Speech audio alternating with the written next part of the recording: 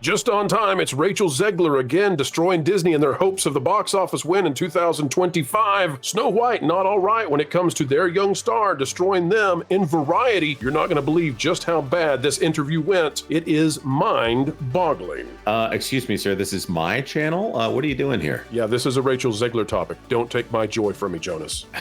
Well, let's talk about that on That Park Place.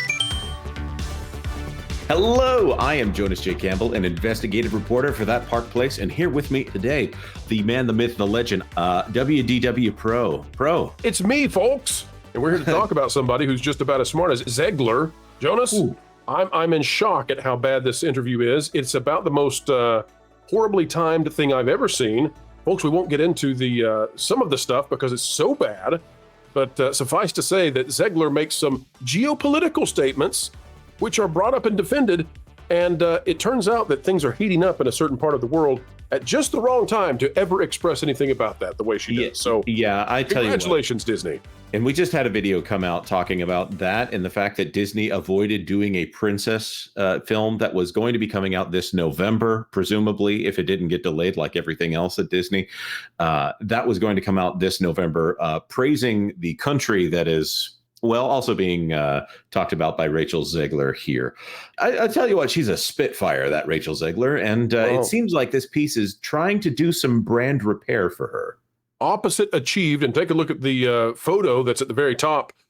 It's the perfect one for this article because Rachel Zegler somehow oozes unpleasant. That is what she is putting forth into the world, and the article is just the same. Yeah, and my jaw kind of dropped when it came to reading through this entire article. I thought, oh, it'll be a puff piece talking about Rachel Zegler and a Broadway run on Juliet, but it's really not that. This picture right here, which I'm going to say looks like it was shot on an iPhone. If you go all the way to the bottom of this article, they start listing out all of the items that she is wearing, who her stylist was. This was a photo shoot directly for this article, but that's not what we're here to talk about today. But I suspect, Jonas, based on the preparation that happened, as you bring us into that topic, I suspect that Disney was behind this interview happening. I'll just say that, and I don't think that Variety managed to reach out to Brandy and get her reaction to all of this unless Disney was behind it. That's me speculating, but I just want to say, if the Disney PR team had any part in setting this up, whoever did it needs to be fired. I think you're absolutely correct. The things that they hit here cover all of the topics that people would say against Rachel Zegler, and they try to hand wave them. Oh, remember that time she talked about this? Remember that time she talked about that? The only thing they don't contemplate here is the fact that she went after Rachel Zegler. But she's even talking about how after Snow White, she feels capable of being picky for the next thing. They try to talk about her meteoric rise here. Pro, what can you tell me about Rachel Zegler's meteoric rise as a box office starlet that's just tearing up the charts? Well, first of all, she's never had a win at the box office. And for those of you out there who might say Hunger Games, I would point you to how the other Hunger Games movies did. The fact that she lessened the box office returns of a franchise is not a win in anyone's estimation that has a lick of common sense, one thing that Zegler certainly does not have. I would also say, Jonas, that I think those CGI dwarfs have been bringing mushrooms to the folks at Variety and to Zegler. The idea that she's going to be picky going forward is about the most, what would you say, bird-brained thing I've heard in a while. We're looking at the end of a career. The only thing she's going to be picked up to do is to do these sort of niche roles where they need someone who's unpleasant and who is abrasive with the audience. That's what she's going to get. She's going to get ideological kind of parts because she has not yet had a single whiff of success. And Snow White might be the most disliked movie pre-release that we have ever seen in the history of cinema. Congratulations, Zegler. You've got an achievement. It's just one that nobody wants. You're totally correct. And she seems to be making the rounds to try to offend everyone. So let's go to this one thing that I think really at this point, Rachel been... Zegler offends Rachel Zegler. Well, she would try to use that for a defense. If somebody said, because she has used that for a defense in the past, you should try being me because it's so hard. It's hard being in my brain. Yes, yes, we agree with you on that. Yep. She is finally addressing the non-controversy. This is a controversy that has not come up since she was originally cast, because she has provided all kinds of controversy between now and then that we actually forgot about this one. As for the line about skin white as snow, Zegler reveals that the new film has its own origin story for her name. Okay, so we are changing the original lore, not just the Disney lore, but also the original Germanic fairy tale.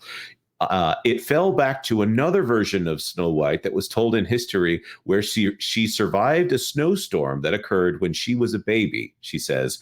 And so the king and queen decided to name her Snow White to remind her of her resilience.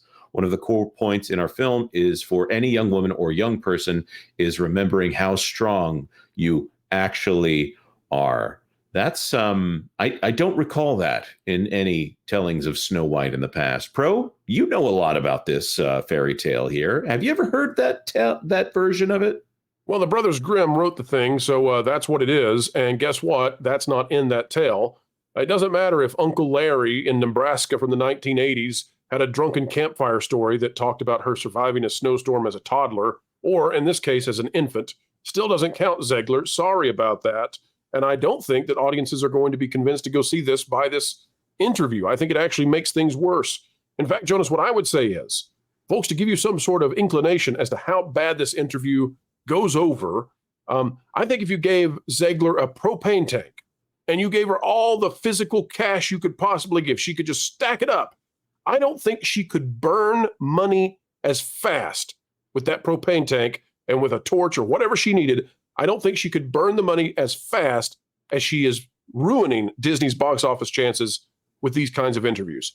She is actually using the internet and using her voice, her signal boosting, to destroy wealth at a rate that others could only aspire to.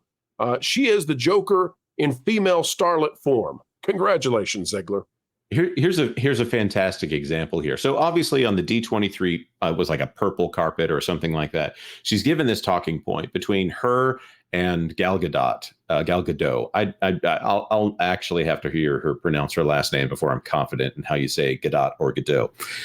They say this thing about how it's not 1937 anymore, so they're going to modernize this tale here. And there's a thing about how she's not going to be pining after the prince anymore. And I'm just going to say, as a person who watches Snow White several times a year, I'm a family man, I've got kids, I think it's a masterpiece. There are about a million reasons why this historic piece of animation that is the foundation of the Walt Disney Company needs to be studied by future generations for how perfect it is.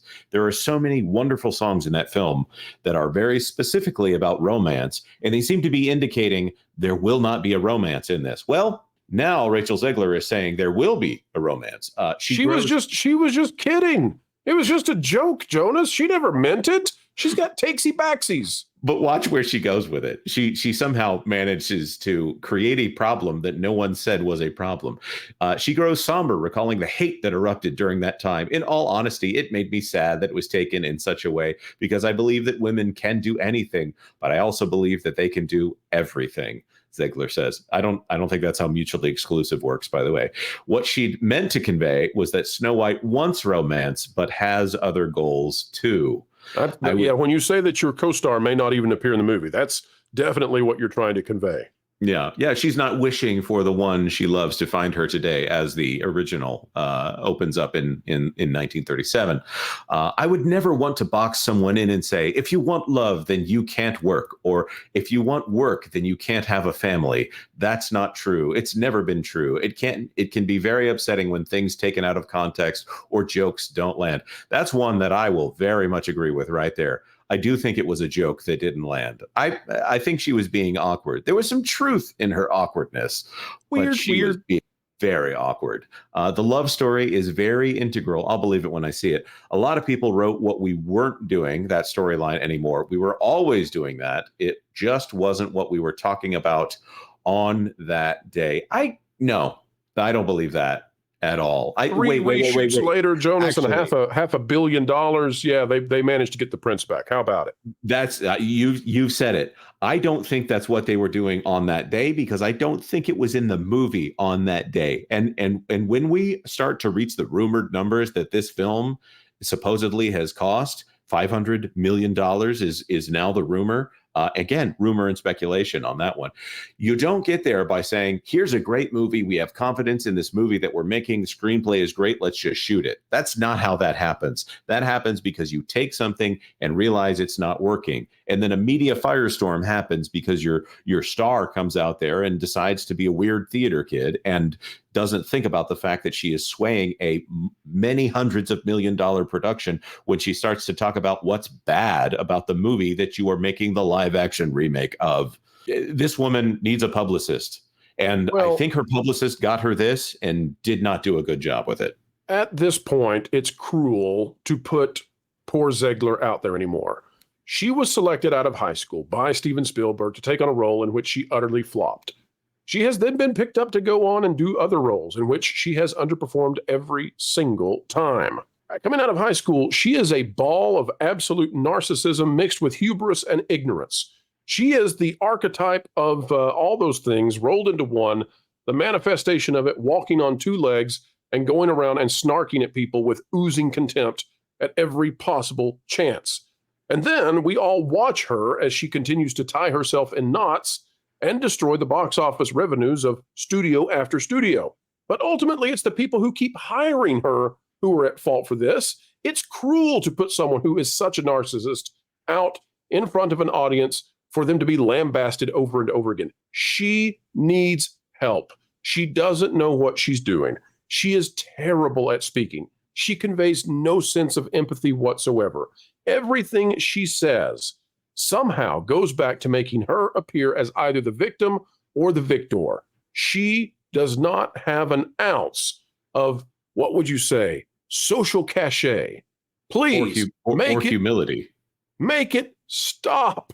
She is the most unearned, proud person in Hollywood. Make it stop. Hollywood, you don't have to hire her. She's just someone you picked out of high school, and you picked wrong. You know, it's a fascinating thing to see because there are so many talented actors and actresses who seem to be pretty humble about the job that they're trying to do. Yeah.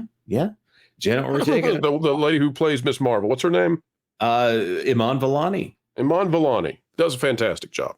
And here's the line. It's right here on screen. Zegler's not surprised by what she sees as people's willful misunderstanding of her comments. Willful. See, it's not that she misspoke. It's not that she said something that she regrets. Anyone who is disagreeing with her, I'm going to do a control F on this article. Let's see how many times the word troll. Oh, there it is. Overnight, online trolls took shots at Zegler's disdain for the animated classic, deeming her unworthy of portraying the OG Disney heroine. See, it's just those internet trolls. That's the problem. Yeah, it's the trolls again. They're really bothering that Zegler. Just can't leave her alone, them trolls. Probably from Russia, too. No, that's a Norwegian. That's me mocking Norway. I apologize to everybody out of Norway. My apologies. I should have done Russian trolls and said, yes, Zegler, we're out to destroy your poor little film. We're CGI dwarf people who we cannot call dwarfs, for that is offensive now. Well, and that's, of course, the other issue is that Peter Dinklage came out and ruined whatever chance anyone of a smaller stature might have had in getting into this film. This just seems like it's a disaster. Smaller stature waiting to happen. I got the joke. Yeah. You know what, there's Jonas, going to be a maelstrom in of comments, though. There's a $500 million in. Let's just drop the whole thing, start over, and Peter Dinklage can star as Snow White. It's 2025. Let's do it. I agree. Pro, thank you for being here for this video. We want to throw this to the commenters. What do you think about this situation? By the way, there is a lot in that Rachel Zegler interview there that is very much, it's propaganda. It's a small scale propaganda that's trying to repair Rachel Zegler's image. And I'm going to say swing and a miss because whoever your publicist is still going for the I was right all along, not the I want to be at peace with the audience thing. This blaming of internet trolls, supposed internet trolls, is never a strategy that works. I fail to think of a time when that strategy has caused any kind of monetary gain at the box office. Pro, is there one I'm missing here? No, but I'll tell you this. If you want to destroy your career as an entertainer at any level whatsoever, go read that interview and follow exactly what they did. You'll achieve it. That's good advice right there. Like this video if you like this video, and consider subscribing to That Park Place for all the news that should be fun. Thanks for watching That Park Place News. For more information, consider checking out www.thatparkplace.com. And don't forget to subscribe, share, like, and send this out on your favorite social media accounts.